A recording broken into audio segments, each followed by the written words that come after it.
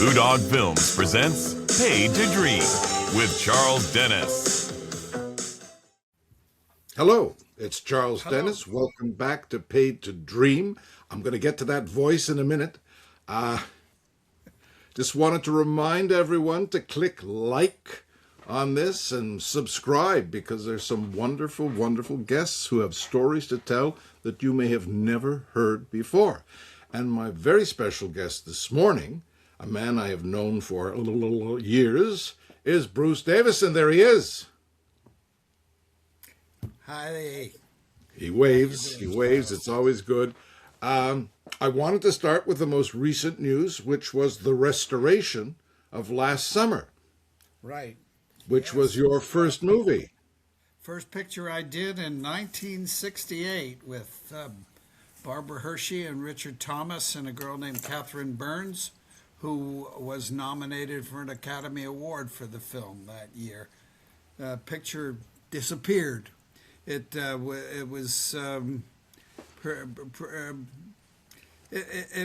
got an X rating at the beginning because it dealt with a very brutal rape scene in it.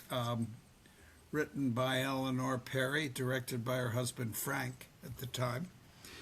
And it sort of went on TV, but they cut the whole ending, for television, and that made the movie made no sense. And then it sort of just disappeared for 40 years. Never thought there was a print.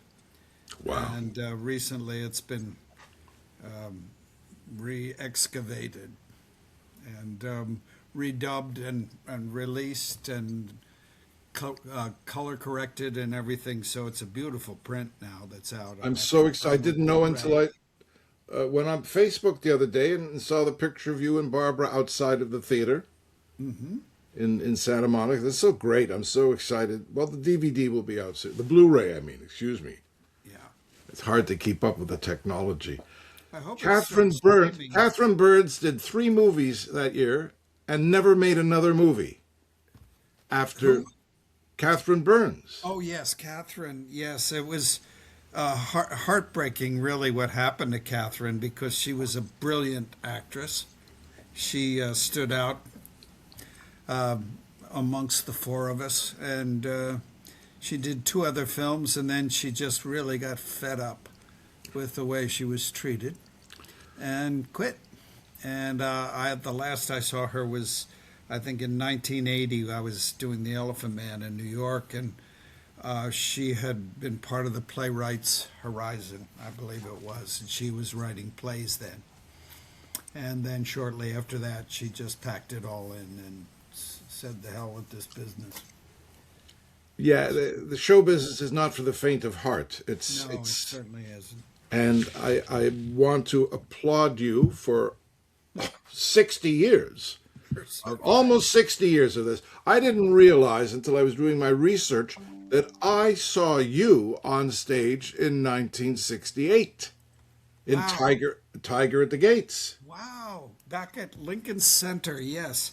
I was still in school at what is now the Tisch class. It was actually the first class of what was called the School of the Arts, started by Robert Corrigan and Ted Hoffman from the Tulane Drama Review, and they started the school. And there were, I think, 120 of us that got out of, 6,000 auditions all across the country, and we were the first class. And while I was there, I ended up, one of my teachers, Carl Weber, who was stage manager for Bertolt Brecht. Oh, yeah. Sent me to audition at Lincoln Center for the part of Troilus in Tiger at the Gates. And you got it. I did. I got to kiss Helen of Troy. Yeah, I had been at the Stratford Festival the previous year, 67, where I worked with Tony Van Bridge, who went to New York to play Ulysses in that production. You did. I remember Tony. And I went backstage. Yeah, it is. He was amazing. He and William Hutt were the 2 big stars at the Stratford Festival, and it was interesting to watch between Bill Hutt's scenes, as he would just wander through the theater, you couldn't go near him. You know, he was. Whereas Tony Van Bridge would come off stage, go into the green room, resume the chess game that he'd been playing, Yes. Yes. and then go about it. It was a job, you know. Yes. Well, he had his hands full with Phil Bosco as Oh yes. who the most amazing dichotomy of an actor I'd ever seen. He never came below. He says, "I'm not going below 14th Street," and he lived in New Jersey, and With many children. yeah, he was. He would go on stage, and it was in the middle of the Vietnam War, and he had this wonderful anti-war speech in the middle where Hector stands, and he says, he goes and he says, he gives this brilliant speech, and he comes off stage, and the audience is standing and applauding, and I'm waiting in the wings in the vom down there, and he walked by and says, "Well, place is full of fucking pickos again tonight." He also had a clause in his contract that his dressing room had to be on the same floor as the stage. Yeah. Because he wouldn't go upstairs. But usually those dressing rooms are for the stars. Yeah, well, he didn't want to get trapped down there in the bomb shelter, you know. Oh my, I did not know about his politics. And while you were there at Lincoln Center, you were also drafted into service for King Lear with Lee J. Cobb. Yes, I went back the next year. I took over for Chris Tabori. I sort of... Well, that was 69. Yeah. That's why I was in England by that time, so I never got to see it. What was Lee Cobb like? Oh, he was great. He was wonderful. I mean, and he had a great sense of humor too. He somebody farted during the end speech when he's dying, and one of the soldiers farted, and the audience laughed for 10 minutes. And he came off stage. He says, "You think that's funny after 10 minutes there?" And my next line was, "Thy voice was ever sweet and gentle in woman." But how did he handle the verse? Because I know Eli Wallach never did Shakespeare because the Brooklyn accent was just so thick. Right. Well, it was tough. Ah. He got hammered for it, but it was great. You know, Willie Loman as King Lear. Well, the passion was certainly there. Yeah. Now, if I'm not mistaken, you went to military academy. I did. I went to military school when I was 15 in Miami Military Academy. Just during right after the Bay of Pigs invasion. So it was quite an adventure. I got screenplay I've been working on. I know you gave me a wonderful screenplay to read a number of years ago. I loved it. It never got made, unfortunately, like so many of our. Did a table read of it. Oh, good. For a group that's on YouTube now. I think it's called Recall. The piece. I will look it up. Yeah. And you also have the distinction of having worked with the Cronins, but separately on stage. Yes. You Yes, played in Glass Menagerie with Jesse, and Cane Mutiny, Court Cane Martial Mutiny. with Hume. Yeah. So I worked with Hume first, and then when I ended up doing the Glass Menagerie with Jesse, Hume was always there, and he was my mentor. I mean, he was really wonderful, and I was having a really tough time playing Tom, because my mother was in Philadelphia and she was dying, and my sister was there at home with her taking care of her, and I would finish the performance on Sunday matinee. I would take the train to Philadelphia, and I'd stay till Tuesday and come back and then get on stage for that, and I just couldn't touch the part. It was just, I was so numb. And Hume was wonderful. He really saw me through that period of time. He said, "You're lucky. You're very lucky because you don't have to feel anything. You don't have to emote anything. All you got to do is find your spot on the stage, find your light, and say the words. Because it's all in the writing." Beautiful, beautiful poetry. I didn't go to the moon. I went much further for time is the longest distance between two places. And he really saved my bacon then. And then when my mother died, it all fell into place, the part. So I grew through that period of time doing Glass Menagerie. 1980, I was on a interview show in Toronto. One of my books had come out, and Hume was on the same show, promoting a play that he had co-written. He was rehearsing at Stratford at the time, and I went on first. We met in the green room. I went on first. No, he went on first, and then I came on later. When I came on, he was still in the green room. I said, "What are you doing? Why are you still here?" Because it's a long drive back. He said, "I stayed to watch you." And this was the beginning of a friendship that lasted until he died. He was great. He was wonderful, and he just, I don't know if he ever told you this story, but he started acting in film from the stage, and he was a young man, but he was already playing older parts. And he was doing Shadow of a Doubt for Alfred Hitchcock. He came out to do that as one of his first parts, and he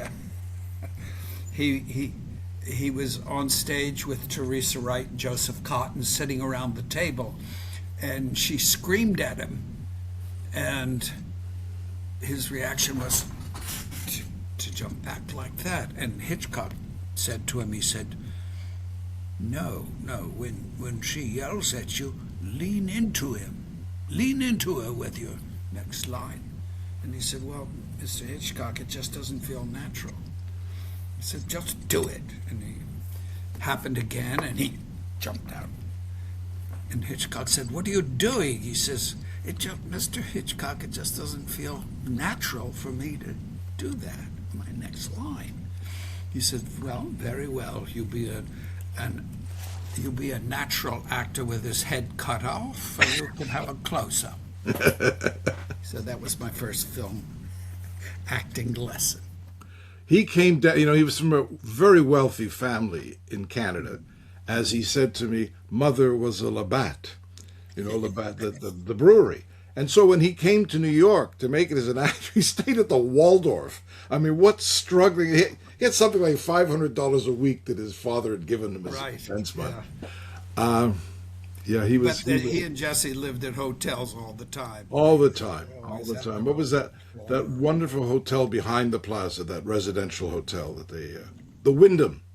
The Wyndham, yes. Yeah, that was their home away from home. Yes, with yellow wallpaper. And they had their own private island. Yellow wallpaper. Yeah, strange. And you directed Hume in a TV movie. Yes, when he was 94, it was just about his last film, I think. I had an opportunity before I tried. First of all, I did a film called The Lathe of Heaven, written by Ursula K. Le Guin, who was one of the great grand dames of science fiction. And she said, why don't we make it again, So I tried to make that for a number of years. I got Alan Sharp to write it, and eventually it got away from me. But Jerry Offsay, who was running Showtime at that time, and they were still doing movies of the week, said, well, you want to do something else? And I said, yeah. He says, well, I got this Christmas movie, and I said, great. He said, you want to read it? I said, no, just don't do it. But it ended up getting 5 Emmy nominations. It was a daytime Emmy thing, but Hume got nominated, and he was 94, and he was wonderful. I remember going to lunch with him around that time, and he was lamenting the kind of parts he was being offered. There was one where he was in the hospital dying, and he was all wired up. He said, I don't want to do that. I said, well, don't do it. But he ended up doing it because he wanted to work. It was with Meryl Streep. I forget what the heck it was called. It was, I guess he wanted to have Meryl look at him. And how was it? Yeah, I know. I was going to say, so many of the great icons and older actors, they said, be careful. Make sure you got something put away, because the parts dry up when you get older. And understand that. I want to talk about Willard, because my dear friend Danny Mann directed it. And I know that it's the most commercially successful movie he ever made, because I was at his place in Trancas one day, and he went, another check came in for Willard. Ah, So he had a nice piece of that. lucky Danny. He got the lion's share, I think. Him. Yeah. But I that know was your first horror film. Pardon? That was your first horror film. Yes, it was. I have stepped into a few since then.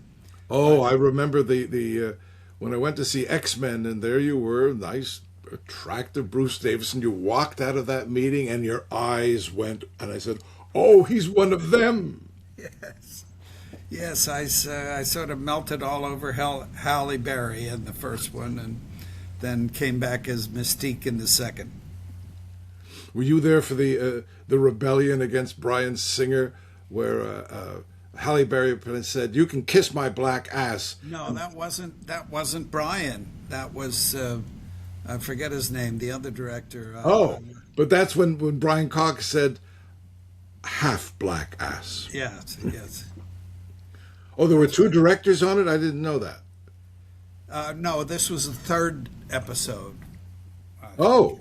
That happened. That incident happened. Brian did the first two. All right. Well, glad we got that straight. So back to Willard. Back to Willard and Ben. Ben.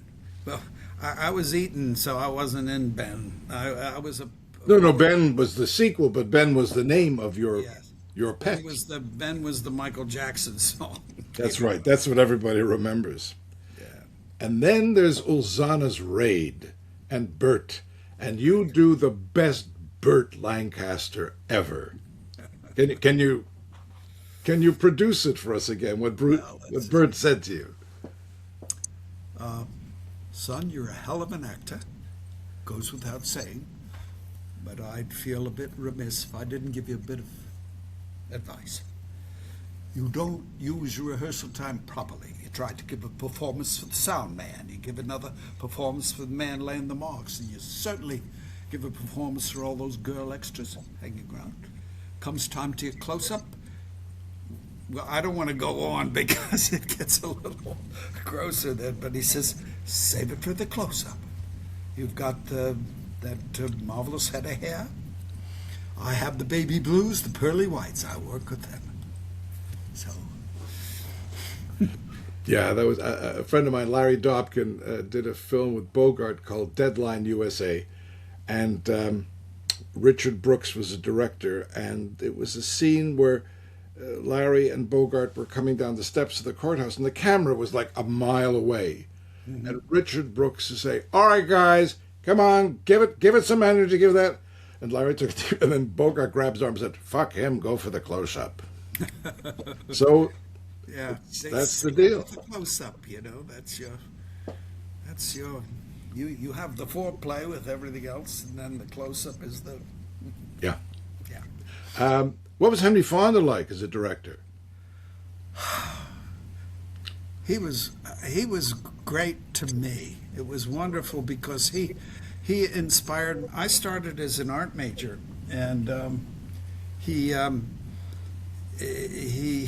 did beautiful work, very detailed artwork. Yeah. And he always did when his pictures. He'd do stuff from Fort Apache, and there'd be great detailed work. And I told him, and he said, "Well, let me see some of your stuff." And I brought some in, and I had stopped as soon as I found acting in college. I just stopped, dropped out of art. He said, "Why'd you stop?" I said, "Well, I knew I could play Rembrandt, but I'd never be a Rembrandt." And he said, "Well, that's what's wrong with your acting. It's not about results. It's about the journey. It's about doing it every day. I just getting out there, and I enjoy the work of doing it." And so during COVID, I started painting again. Oh, good. Have we got something you can show us? Because I see you looking around. I thought there's either a fly in there or he's looking for a paint. No, I got them all over the wall. I'm trying to see. I could pick one, I guess. Yeah, here's my backyard. He's coming back, I promise you. I don't know if you can see this. Oh, Can you see this? This is yeah. Pull back a little bit if you can. Oh, that's beautiful. yeah, that was there. That catches the light better. And that's why it's called Woodland Hills. No, this isn't Woodland Hills. This is from Broomall, Pennsylvania, the Crum Creek. Oh, And childhood I memory. painted another one originally, and Stephen King has a copy of that. I mean, he got the original that painted, and then I went back and tried to recapture what I did for him, and never could get it. But I do enjoy the doing of it now. You know, it may not be Rembrandt, but it certainly enjoys, you know, learning how to do it. And he said, well, that's what's wrong with your acting. It's like, it's not about the Academy Award. It's about enjoying doing the work. So that Well, was, you were nominated for an Academy Award, so I'm sorry, Mr. Fonda. well, The man knew something. Yeah, I mean, well, I got to do both, so I Yeah. owe a lot to Hank for that. So, Longtime Companion, which was one of the first AIDS movies, you won a Golden Globe, I believe. You were nominated for the Oscar. You did other films concerning AIDS and ended up being an AIDS spokesman. Yeah, it was a rough time during that period. My agent, my commercial agent, and my manager from that period of time all died within a 6-month period before that film opened, and nobody really sort of can remember now, you know, so many years later, what it was. But it was the Holocaust at that time. There was no cure. There was nothing except people dropping off. I remember I was working with Tony Richardson and doing As You Like It with Stockard Channing, and one of Tony's assistant said, I've got something they say you die from, and there's no cure. And he was gone in 6 months, and then Tony, and it was a horrible time indeed. Was that the production down in Long Beach? Yes, yes. Ian McShane? Stockard Channing and Ian McShane doing The Seven Ages of Man. Yes. I'll bet. Wow. Yeah. It's to have had this career, you know, it's wonderful. It's wonderful, and to embrace both theater and film as you have done. Well, the interesting part was I got a lot of success when I was young, and that was a real curse. Yeah. Because I was working on Ozana's Raid with Burt Lancaster. I was co-starring with him, with Burt Lancaster in the film. I was a smart-ass kid who thought I was more talented than anybody, and, you know, nobody could tell me anything. And Robert Aldrich took me aside, and he said, kid, I'm going to give you some advice. He says, you don't want to be a leading man. You be a leading man, you do your 6 pictures, and you'll be washed up at 30. You'll be, and he named a couple of actors. Remember, cover of Life magazine? Over. He said, you're a good actor. You're a really good actor.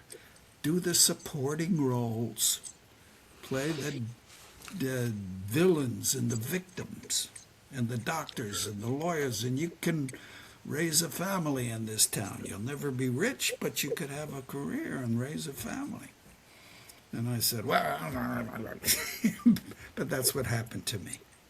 And I was very grateful that I got to have a career, because I've watched a lot of people that I had great envy for at the time come and go.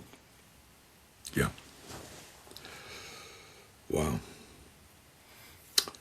I've watched Close Encounters several times, and I don't think I've ever actually spotted you coming off that spacecraft. Can we tell it's you? Yeah, well, that's because I was hitting.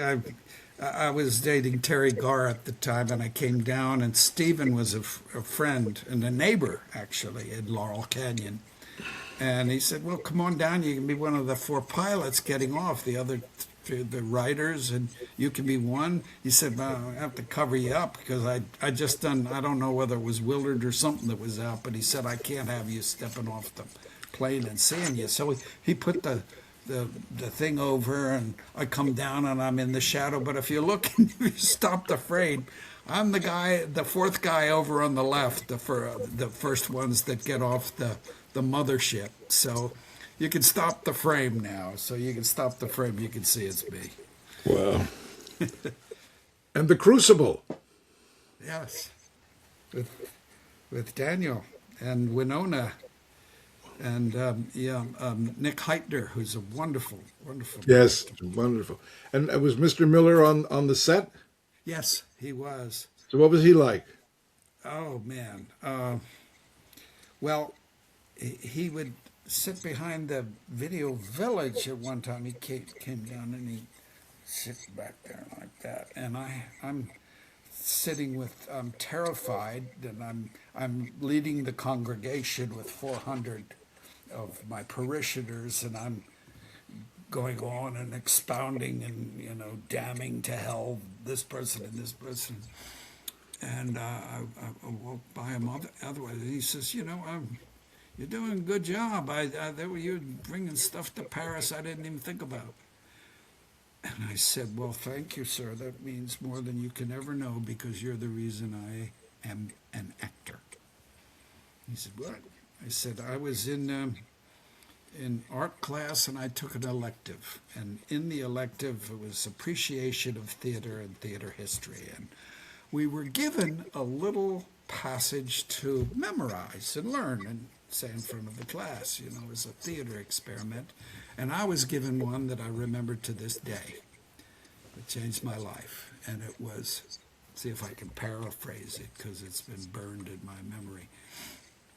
There is a certain immortality that comes with acting, not through the awards or the books or plaudits, but through the knowledge that an actor carries with him to his dying day, that on a certain afternoon in a dusty and empty theater, he cast a shadow of a being that was not himself, but a distillation of everything he had ever thought or observed.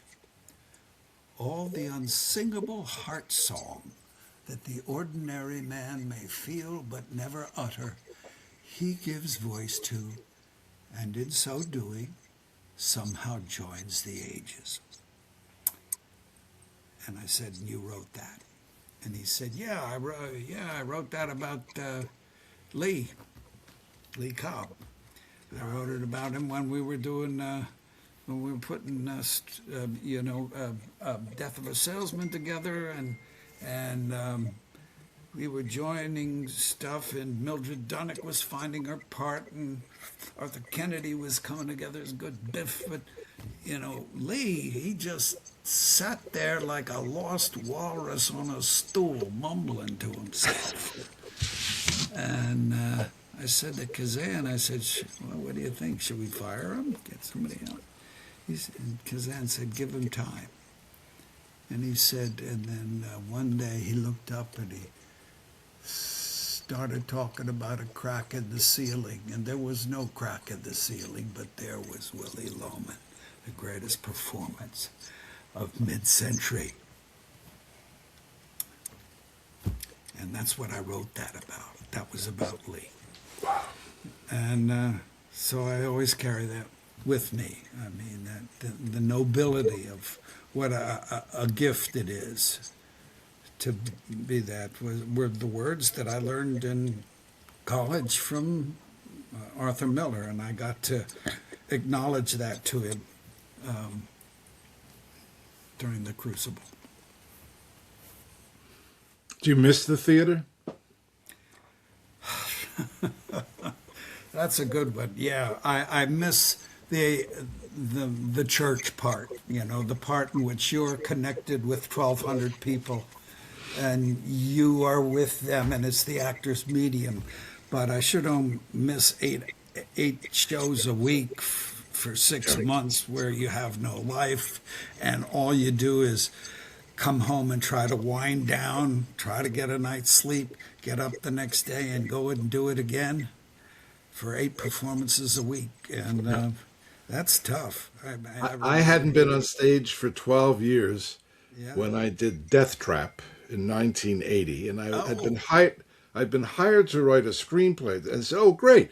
So I'll do the play at night, and then I'll write the script in the daytime." Who was I kidding? I slept all day, uh-huh. and then when I woke up, it was still 5. I went, "Oh Christ, 5 hours till I have to go to the theater." I couldn't Yeah. sit down and write anything. You can't have a life. There No. is no life when you're doing a consuming part in the theater. But I've made The a toughest one I did was not so long ago at the Pasadena Playhouse when I did Song at Twilight, which, well. How long ago was that? I didn't. When was that? oh gosh, I don't know, 5 or 6 years ago. Oh, good for you. I didn't know that. 10 years ago, I think. I did another production since with Francis Fisher called Natural Gardens, which was a comedy that Jason Alexander directed. But this was Noel Coward at the end of his career. Yeah. And the capacity of the female mind for convenient rationalization is unlimited. It goes on and on like that. He never shuts up. And it But it's was, the one where he came out. yeah, and Noel Coward did it, and I read where he would go up all the time on his own lines as an older character. And, there were several other productions, and it always said that the actor, really dried up trying to do that performance, and it happened to me. Or, Sharon Lawrence would save my bacon on stage every once in a while, but that was the toughest, I think. Yeah, I find that if I don't go on stage every 5 years, Yeah. I just, I need that thing, that Yeah. vitamin, that blast from the audience. It's And just, the thing is, critics, nobody knows anything about what's difficult and what's not. They just don't. I did The Elephant Man. The Elephant Man is a trick part. Everybody else does all the work, and you get all the glory. Oh, he suffered, so he's never had a woman. He's never did. Here he comes now. And, oh, you are so beautiful. My mother was beautiful, and she was knocked down by an elephant in the circus when she was pregnant. Something must have happened, don't you think? Sometimes I think my head is so big because it is so full of dreams. Do you know what happens when dreams cannot get out? Something must. well, Bob Aldrich was right. Everybody else does all the work. So I was doing a rehash of that up at the Westport Theater, and then at the Long Wharf, I was playing Hildy in the front page. And Hildy does all the work, and everybody else gets all the glory. And then Walter comes in at the end, Brian Dennehy, and steals the play from him. Yeah. It's just the way it's written. But I got all these great reviews for The Elephant Man, and oh, he's so good, but yeah, he's okay as Hildy. But Hildy is 10,000 times the work than Yeah. The Elephant Man. Yeah. Well, Bob Aldrich, I started to say before, was right. You're a terrific actor. You're a great Well, actor. thank you. Thank you, And Charles. and that fact that you're still there, you are in the Lincoln Lawyer and Bosch and all the latest shows. Good for you, Bruce. Thank you so thank you, much Charles. for this lovely visit today. This was Bruce Davison on Paid to Dream.